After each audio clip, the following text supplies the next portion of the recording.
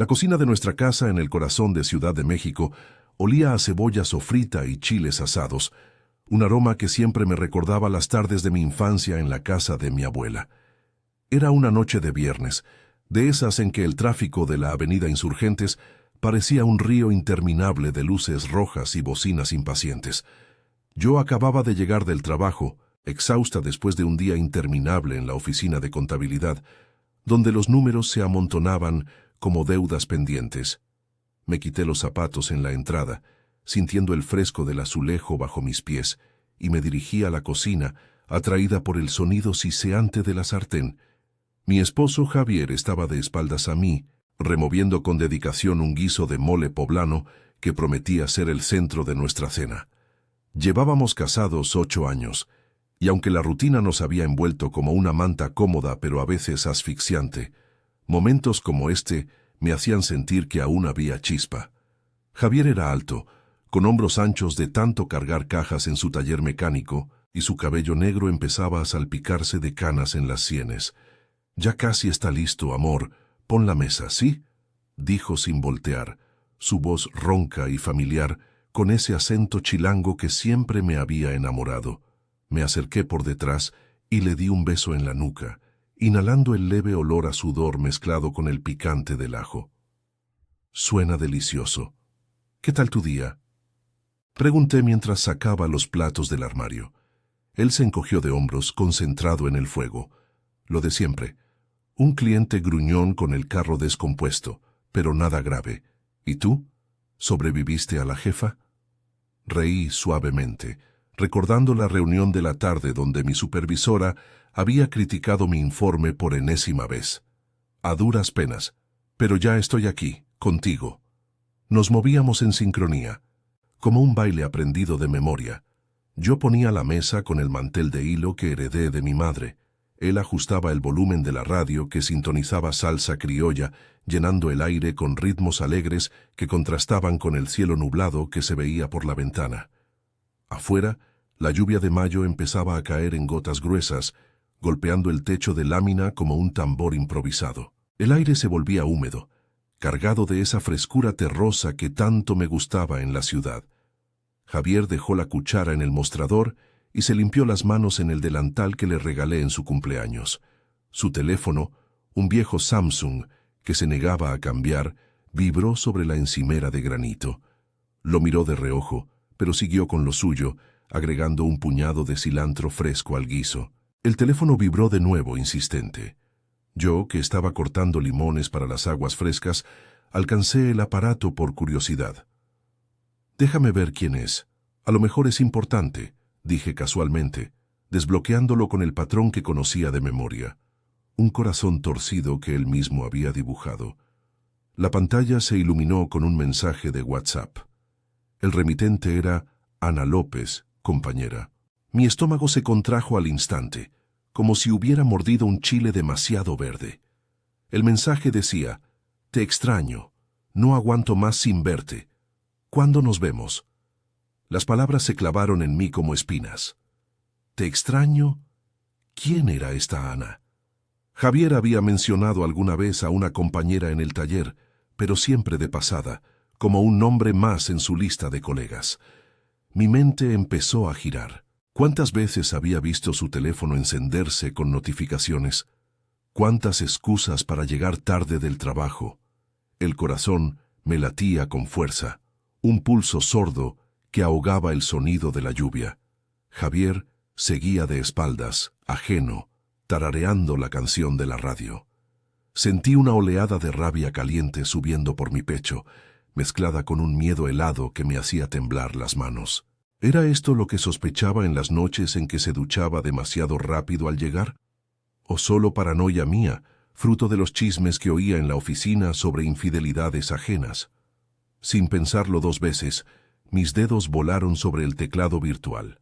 Respondí por él: «Ven a casa». Presioné enviar antes de que el arrepentimiento me alcanzara. El mensaje se marcó como leído casi de inmediato. Mi respiración se aceleró. ¿Qué acababa de hacer? Era como tirar una piedra al agua tranquila de nuestro matrimonio y ver cómo se formaban ondas imparables. Javier se giró entonces, notando mi expresión. ¿Todo bien? ¿Quién era? Su voz era inocente, con esa sonrisa ladeada que siempre me desarmaba. Pero yo no podía hablar. El teléfono vibró otra vez en mi mano. Otro mensaje de Ana. ¿En serio? ¿Ahora? Voy para allá. Dame tu dirección exacta. El pánico me invadió, pero debajo de él una determinación feroz. Si esto era una aventura, la confrontaría de frente. No más dudas, no más noches fingiendo que todo estaba bien. Era del trabajo, mentí, forzando una sonrisa mientras guardaba el teléfono en mi bolsillo. Nada importante.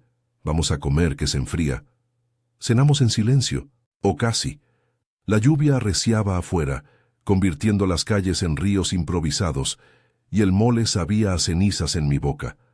Javier charlaba sobre un nuevo proyecto en el taller, pero yo apenas escuchaba. Mi mente estaba en esa mujer desconocida, en el camino que ahora tomaría hacia nuestra casa. ¿Qué pasaría cuando llegara? ¿Reconocería Javier la mentira? ¿O era hora de que todo saliera a la luz, como la tormenta que azotaba la ciudad?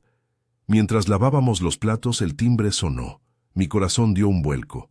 Javier frunció el ceño. ¿Esperas a alguien? Negué con la cabeza, secándome las manos en el trapo. Ve a abrir tú, le dije, con la voz temblorosa pero firme. Él se dirigió a la puerta y yo me quedé en la cocina, sosteniendo el aliento, esperando el momento en que el mundo que conocíamos se rompería en pedazos. Javier abrió la puerta con esa expresión de sorpresa que se le ponía cuando algo lo sacaba de su rutina. La lluvia seguía cayendo con furia afuera, un muro de agua que emborronaba las luces de los faroles en la calle empedrada de nuestra colonia en la Roma. El viento traía el olor a tierra mojada y a tacos de la esquina, donde el vendedor ambulante luchaba por cubrir su puesto con una lona raída. Yo me asomé desde la cocina, el corazón martilleándome en el pecho como si quisiera salirse, y vi la silueta de una mujer bajo el toldo de la entrada.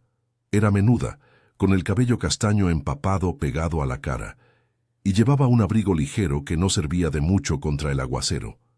En la mano, un paraguas volteado por el viento, inútil. «Ana, ¿qué haces aquí?», dijo Javier, su voz subiendo de tono en incredulidad. Se pasó la mano por el cabello como si intentara ordenar no solo sus mechones, sino también sus pensamientos. La mujer levantó la vista, los ojos brillantes bajo el resplandor de la bombilla del porche, y una sonrisa nerviosa se le escapó, mezclada con el alivio de haber llegado. «Sí, soy yo, me escribiste. Dijiste que viniera a casa. No pude esperar más», respondió ella, su voz suave pero con un filo de urgencia, acento de alguien de por aquí, quizás de Iztapalapa o algún barrio del sur. Entró un paso goteando agua en el piso de la sala, y Javier se apartó instintivamente, mirando hacia mí como pidiendo auxilio sin palabras. Yo salí de la cocina con pasos deliberados, el trapo de cocina aún en las manos, sintiendo el pulso en las sienes. El aire se sentía espeso, cargado de esa humedad que se colaba por las rendijas de las ventanas viejas de nuestra casa, una casona de los años 30 que habíamos comprado con el sueño de remodelarla juntos. «Pasa, no te quedes ahí empapada», le dije, mi voz más calmada de lo que esperaba, aunque por dentro era un torbellino. Javier me miró boquiabierto, como si no reconociera el terreno en el que pisábamos. Ana se quitó el abrigo, revelando una blusa blanca pegada a la piel por la lluvia, y se quedó parada en el umbral de la sala, frotándose los brazos para entrar en calor. Era bonita, de esas mujeres que no necesitan mucho para destacar. Ojos grandes, labios llenos, y una forma de moverse que gritaba confianza ganada a pulso en un mundo de hombres como el taller de Javier. «Hola, soy Ana, compañera de Javier en el taller. Tú debes ser ¿Laura?», adivinó, extendiendo la mano con una cortesía que me irritó aún más. ¿Cómo sabía mi nombre? ¿Cuántas veces habían hablado de mí, o peor, de ellos? Asentí, estrechando su mano fría y húmeda. «Sí, soy yo, la esposa. Siéntate, por favor. ¿Quieres algo caliente? ¿Café? ¿O prefieres un tequila para entrar en calor, como se hace por acá cuando llueve así?» Mi tono era cortés, pero Javier captó el sarcasmo. Se acercó poniéndome una mano en el hombro, un gesto protector que ahora me parecía fingido. ¿Qué pasa aquí, Laura? ¿Por qué la invitaste? No entiendo nada, murmuró él, bajito para que ella no oyera, pero Ana ya estaba sentándose en el sofá de cuero gastado, mirando alrededor con curiosidad disimulada, las fotos de nuestra boda en la repisa, el altar improvisado con velas y la Virgen de Guadalupe que mi madre me había regalado. Yo me zafé de su mano y fui a la cocina, sirviendo 3 vasos de café humeante del termo. El vapor subía en espirales, empañando el aire ya cargado de tensión. Cuando regresé, Ana estaba contando algo sobre el tráfico infernal en Reforma, cómo había tardado media hora solo en cruzar el periférico con la tormenta. Javier se sentó a su lado, rígido como un resorte a punto de saltar. «Ana, esto es un error. No sé qué mensaje viste, pero yo no escribí nada», dijo él, lanzándome una mirada acusadora. «Oh, pero sí lo hiciste. O al menos eso creí», intervine yo, sentándome en el sillón frente a ellos, el café ardiendo en mis manos como mi rabia contenida. Saqué el teléfono de mi bolsillo y lo puse sobre la mesita de centro, la pantalla aún iluminada con los mensajes. «Mira, Javier, ven a casa. Enviado desde tu número», y ella respondió que venía. Casualidad. Sus ojos se abrieron como platos, y Ana se inclinó para ver, el color drenándose de su rostro. «Pero, Javier, ¿qué está pasando? Pensé que eras tú, que por fin te animabas a...» Se calló, mordiéndose el labio, y el silencio que siguió fue peor que cualquier grito. Afuera un trueno retumbó, haciendo vibrar las ventanas, y la lluvia azotaba el techo como si el cielo mismo estuviera furioso.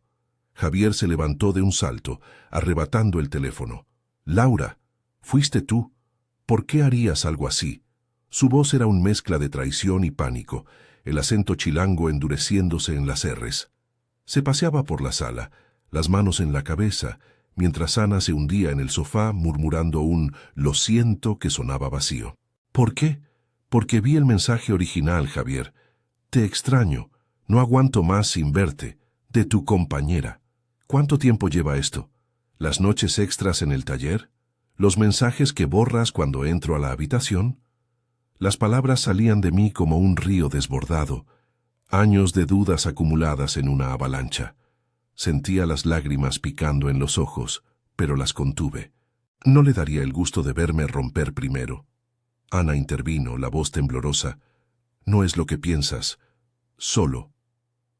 Hemos hablado mucho últimamente. Javier me ayudó cuando mi esposo me dejó, con los papeles del divorcio y todo. Se volvió cercano. Pero no ha pasado nada, te lo juro». Miró a Javier buscando confirmación, y él asintió vigorosamente, aunque sus ojos evitaban los míos. «Es verdad. Amor, solo consejos de amigo. Nada más. Ana está pasando por un mal rato. Su ex la dejó con deudas y el niño enfermo. Le presté el teléfono una vez para que llamara al doctor, por eso tiene mi número».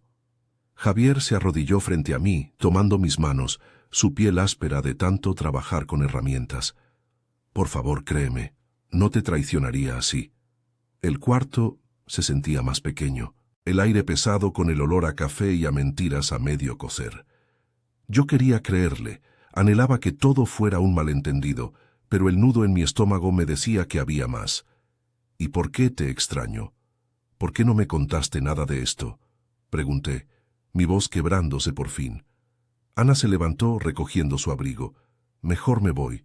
Esto fue un error. Lo siento mucho, Laura. No quise». Pero Javier la detuvo. «No, quédate. Vamos a aclarar todo de una vez. No quiero más secretos». La lluvia amainaba un poco, dejando un goteo constante en los canaletes, como lágrimas contenidas. Me quedé allí, entre ellos, sintiendo el peso de 8 años de matrimonio tambaleándose. ¿Podríamos salvarlo? ¿O esta noche marcaría el principio del fin? Mi mente daba vueltas, recordando las promesas que nos hicimos en la boda, bajo el sol de Coyoacán, cuando todo parecía eterno. Ahora, con Ana en nuestra sala y la verdad colgando como una espada, solo podía esperar que la honestidad nos uniera en lugar de rompernos, pero el miedo a lo que vendría después me helaba la sangre, más que la tormenta de afuera. La sala se sentía como un ring de boxeo improvisado, con nosotros 3 en las esquinas. midiendo golpes con palabras que dolían más que puños. El café se enfriaba en las tazas, formando un anillo de condensación en la mesita de centro, y el olor amargo se mezclaba con el de la tierra mojada que entraba por la puerta entreabierta. Afuera la lluvia había cedido a un chubasco intermitente, dejando charcos que reflejaban las luces neón de los bares en la esquina de la colonia Roma, donde la noche empezaba a cobrar vida a pesar del mal tiempo. Javier seguía arrodillado frente a mí, sus ojos castaños suplicantes, como los de un niño pillado en una travesura, pero yo ya no era la madre indulgente. Era la mujer que había construido una vida con él, ladrillo a ladrillo, en esta ciudad que nos masticaba y escupía a todos. Ana, cuéntame todo desde el principio, dije, soltando mis manos de las suyas y cruzando los brazos, como si pudiera protegerme del torrente de verdades que se avecinaba. Ella dudó, mirando a Javier en busca de permiso, y eso solo avivó el fuego en mi pecho. ¿Cuántas veces habían compartido miradas así, en el taller lleno de grasa y herramientas, mientras yo lidiaba con facturas en la oficina? Ana suspiró, acomodándose en el sofá con las rodillas juntas, como si se preparara para confesar un pecado en la iglesia del barrio. Mira, Laura, no es una aventura. Javier y yo empezamos a hablar porque mi vida se fue al carajo hace unos meses. Mi ex, ese cabrón, me dejó con el niño y las deudas hasta el cuello. El taller donde trabaja Javier es cerca de mi casa en Iztapalapa, y un día le pedí ayuda para arreglar mi bocho viejo, que no arrancaba ni con dinamita. Él fue tan amable, no como otros que solo miran y se ríen. Me prestó el teléfono para llamar a mi hermana y de ahí, mensajes, consejos, nada más. Javier asintió, sentándose a mi lado en el sillón, pero manteniendo distancia, como si temiera que lo rechazara. Es verdad, amor. Le ayudé con los papeles del divorcio, porque conozco a un abogado amigo del taller.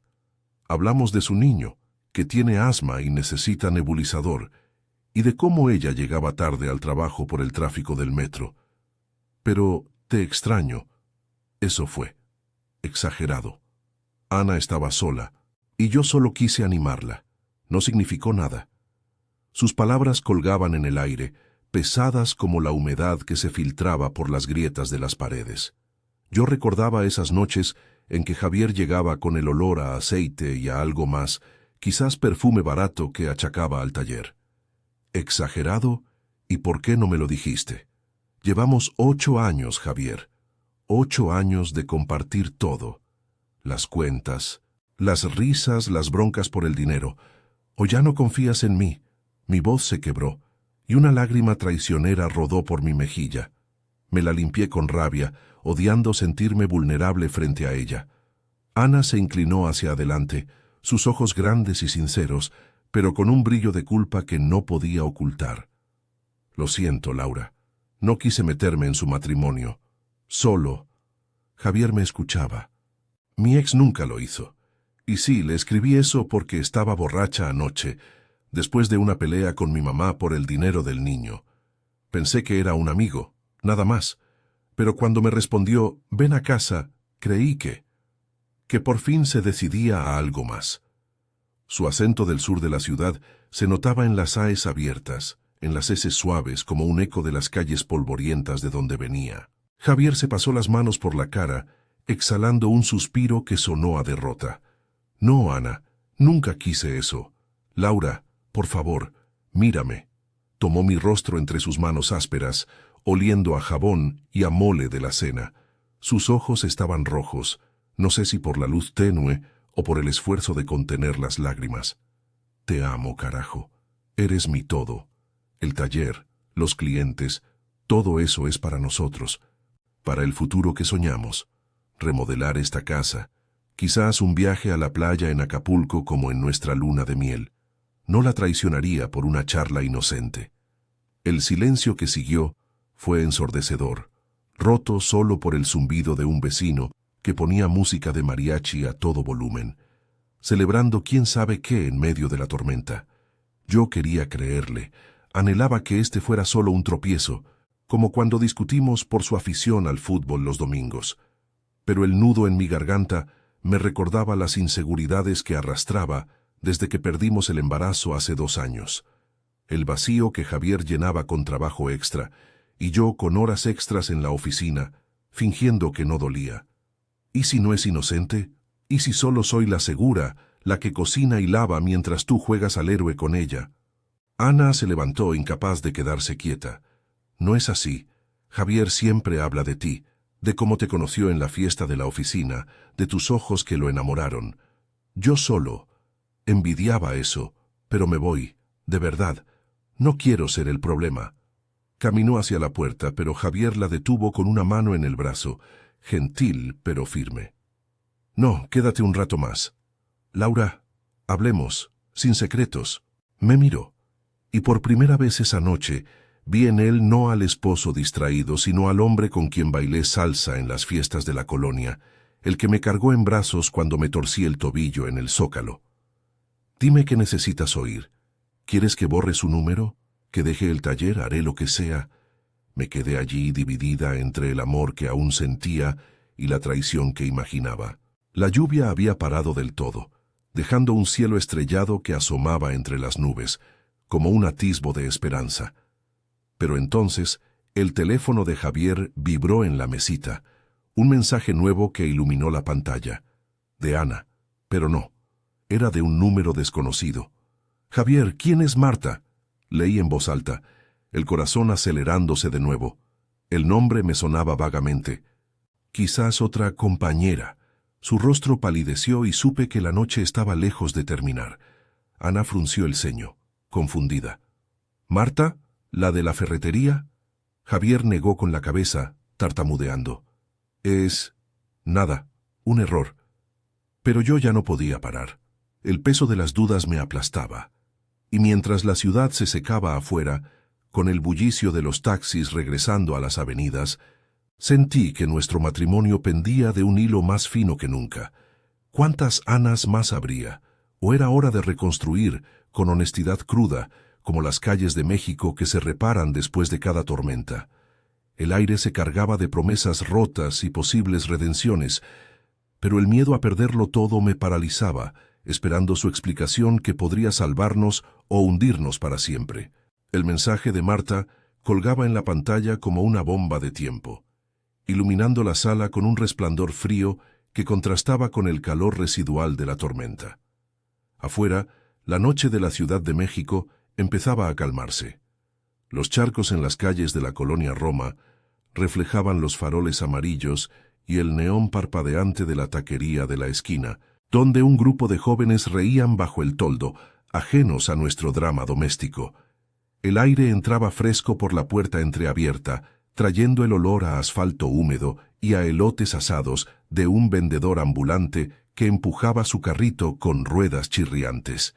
Yo sentía el pulso en las sienes, un latido sordo que ahogaba el zumbido de la ciudad, mientras Javier se ponía de pie de un salto, arrebatando el teléfono con manos temblorosas. No es lo que piensas, Laura. Marta es la dueña de la ferretería donde compro las refacciones para el taller. Me debe un favor por un arreglo que le hice gratis a su camioneta, balbuceó él, su voz ronca con ese acento chilango que se endurecía cuando mentía o peor, cuando tenía miedo. Sus ojos, inyectados en sangre por la fatiga de la noche, evitaban los míos, y eso me dolió más que cualquier confesión. Ana, aún de pie junto a la puerta, se cruzó de brazos, su expresión pasando de confusión a una empatía forzada que me irritaba. ¿Marta? ¿La que siempre te regatea los precios? Javier, explícale bien, no la hagas sufrir más, dijo ella, su tono suave pero con un filo de impaciencia, como si quisiera terminar con esto para poder irse a su propia casa en Iztapalapa, donde la esperaba un niño con asma y facturas pendientes. Yo me levanté del sillón, sintiendo las piernas entumecidas por la tensión, y caminé hacia la ventana, mirando el skyline borroso de edificios antiguos y modernos que se fundían en la oscuridad. La lluvia había dejado el aire limpio, pero dentro de mí todo era turbio. Recuerdos de nuestras peleas pasadas, como la vez que discutimos por el dinero del supermercado en el mercado de Medellín, o cuando perdimos el bebé y nos distanciamos en un silencio que duró semanas. ¿Otro mensaje inocente? ¿Cuántos números prestados tienes, Javier?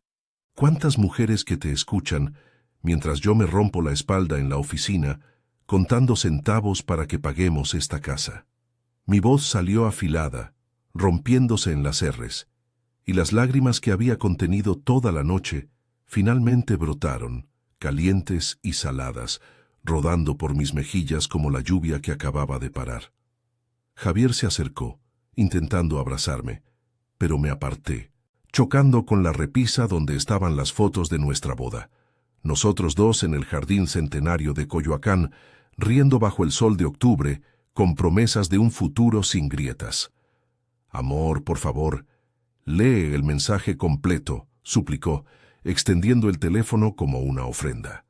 Lo tomé con manos temblorosas y vi: Javier, gracias por el consejo del mecánico para mi hija. Eres un sol. Mañana te paso el pago. Nada romántico, solo gratitud de una madre soltera que él había ayudado, igual que a Ana. El alivio me invadió como un bálsamo, pero no borraba el daño. ¿Ves? Solo eso. Ayudo porque sé lo que es estar jodido en esta ciudad con el tráfico del periférico y los precios que suben como la espuma. Pero tú eres mi prioridad, siempre, murmuró él, su aliento cálido contra mi oreja mientras me abrazaba por fin, su cuerpo sólido y familiar envolviéndome. Ana carraspeó, rompiendo el momento. Laura, yo no soy nadie para meterme, pero Javier es bueno, demasiado bueno a veces. Me ayudó sin pedir nada. Y sí, me pasé con ese mensaje de anoche. Estaba sola, borracha después de una bronca con mi ex por el niño, y él fue el único que contestó mis quejas. Pero no hay nada. Si quieres, borro todo y no vuelvo a escribirle. Sus ojos, grandes y cansados, reflejaban su propia fatiga, ojeras de noches en vela con un hijo enfermo, el peso de un divorcio en un país donde las mujeres como ella luchan solas contra el sistema. Por primera vez, la vi no como una amenaza, sino como un espejo de mis propias vulnerabilidades, y algo en mí se ablandó.